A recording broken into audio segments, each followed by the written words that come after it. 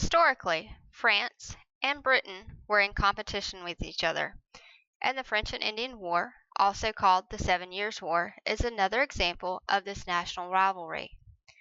In this war, the British colonists, along with the help of the British redcoats, are fighting the French and the American Indian. It's a little misleading because some American Indian tribes will actually fight on the side of the British and the colonists. So what are they fighting about now? The British and the French both want to possess the Ohio River Valley. This tract of land held valuable resources like access to the Mississippi River and a profitable fur trade. The French had already claimed the area and made alliances with American Indians to set up a profitable fur trade. They agreed to supply American Indians with guns and weapons in exchange for beaver fur. The French had very little investment and large financial gains with this alliance. However, British colonists felt threatened by this alliance for multiple reasons. Number one, the French claimed land that the colonists felt belonged to them. And the French were clearly trading guns with American Indians that the colonists used as a threat. Colonists were concerned that in the event of an attack by the French, they would easily be killed or imprisoned by the time Britain could respond. Wanting to be rid of the French, or at least be able to defend themselves, colonists requested permission to raise a militia. The king ignored the colony's pleas for help with defense in the beginning, probably fearing that colonial militia could become too powerful and lead to other problems. There had previously been calls from within the colonies to unite as one for defense, like Benjamin Franklin's Albany Plan of Union. But such attempts were generally voted down and ignored. This all changed when the French began setting up forts in the Ohio River Valley, in close proximity to the British colonies. George Washington led the Virginia militia into the Ohio River Valley to the French Fort Duquesne and asked the French to leave, which they quickly refused. Washington's forces were sent back to Virginia, where they reorganized and returned a year later to build Fort Necessity, which was very quickly captured by the French, and this is the spark of what becomes the French and Indian War. The end is disastrous for France because in the Treaty of Paris of 1763, they lose their landholdings in mainland North America, leaving Britain the dominant force in North America. So, how did the French and Indian War and the Treaty of Paris lay the groundwork for the American Revolution? First, the colonists learned to unite against a common enemy, which they'll do again in the Revolution. Colonists also found that they actually had little in common with the British redcoats and therefore Britain itself, and their loyalty begins to shift. The redcoats looked down on the colonists and acted superior to them, which is clearly a division between the two groups. There is also the issue of the cost of the war itself. The citizens of Britain felt it was not their responsibility to pay for the war. Instead, they believed the colonists should foot the bill. It was, after all, a war that benefited the colonists. Along with shoving the burden of the debt to the colonists, Britain began to reorganize the colonies to give more control to Parliament. Took away rights and freedoms the colonists had become to enjoy. And so resentment begins to grow. It is furthered by the Proclamation of 1763, in which colonists were forbidden to settle west of the Appalachian Mountains. Colonists were angered that the land they had fought a war over was now essentially off limits. Their response was simple. They settled west anyway.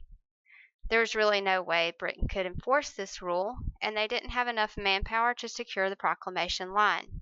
And this became one of a series of laws that the colonists will break. The Stamp Act is another step to the Revolution. The act required colonists to pay a direct tax on legal documents such as marriage licenses, deeds, wills, but also on items like newspapers, dice, and playing cards. Quickly, the colonists organized action against the tax. They formed the Stamp Act Congress. This was the first gathering of elected representatives from multiple colonies. They drafted and issued a Declaration of Rights and Grievances that claimed Parliament had no right to tax them because they had no representation. They also agreed to start a boycott of British goods.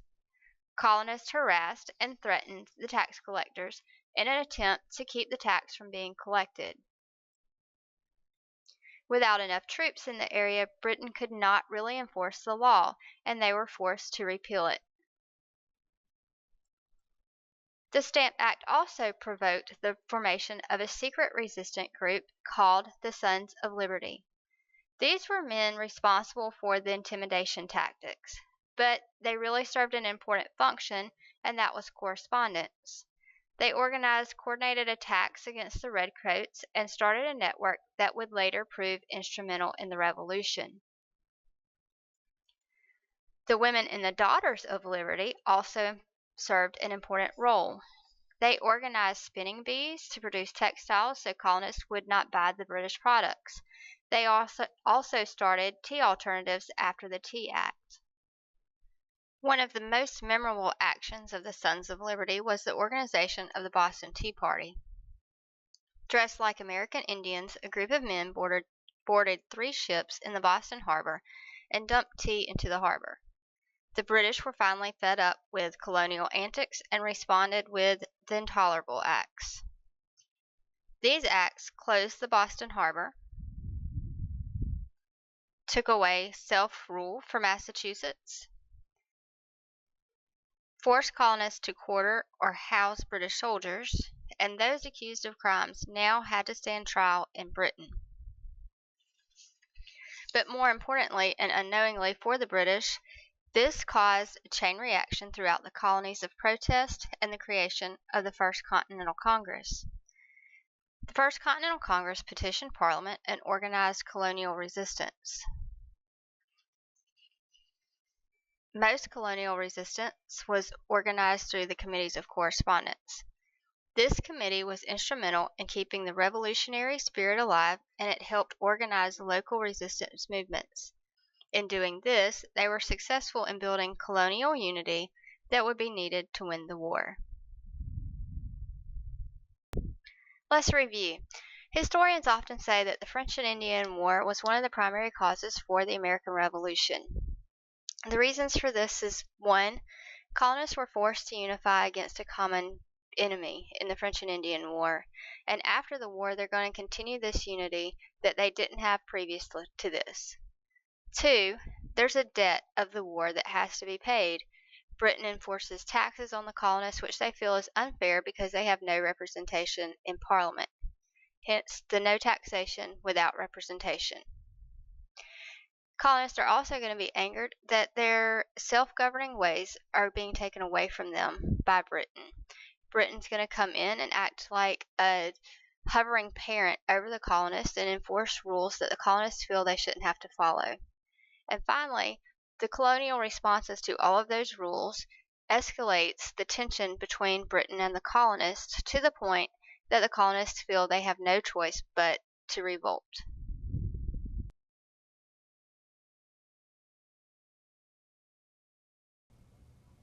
A great resource for the French and Indian War comes from the French and Indian War Foundation.Org. Now, this website has a wealth of information. It has activities for the kids to learn. And if you scroll down to the very bottom of the page and click resources, you'll come here where you get some more videos that go along with the French and Indian War. It also gives you additional websites that have great resources with them, and it varies the topics. So you can look at the war weapons, images of the war, timeline of the war, and documents. So again, that's the French and Indian War Foundation.org, and underneath the resources tabs, you'll find a wealth of information. The National Park Service is another great resource that you could use to find lesson plans and documents to teach the French and Indian War.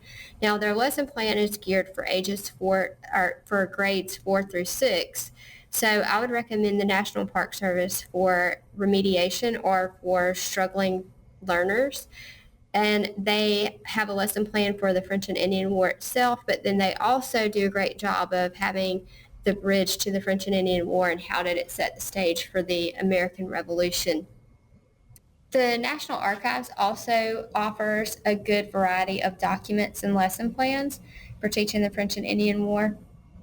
If you go to the site archives.gov and then click down to the education resources, you'll see teaching with documents and lesson plans, and they have it divided into themes. So you're looking for the Revolution and the New Nation, and here you'll find things that correspond to the lessons that you might be teaching.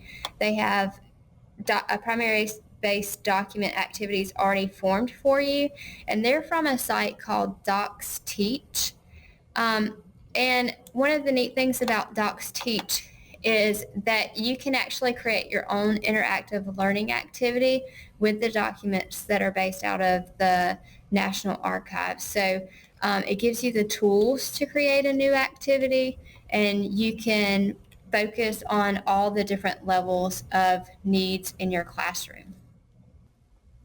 If you're looking for primary documents or DBQs, a good place to start for the French and Indian War is the SmithsonianSource.org. They actually have historical topics broken down. So if you'll look in colonial America, you'll see their DBQs. You have reasons for the rebellion and the clashing views during the colonial period. Primary sources, you have several documents that you could pull from that go along with the French and Indian War and the cause of the rebellion. And then finally, they have a thematic video if you're looking for something more like a video or a digital media to show.